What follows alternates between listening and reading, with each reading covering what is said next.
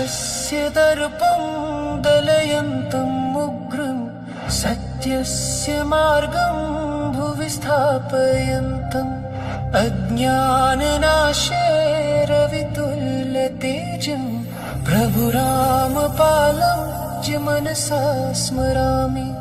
हे कबीर करुणावतार सतगुरु बन पधारे परमेश्वर।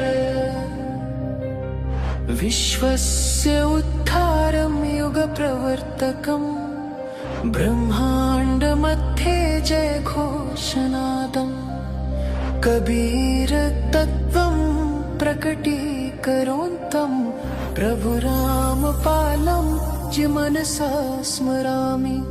हे कबीर करुणावतार सतगुरु बन पधारे परमेश्वर।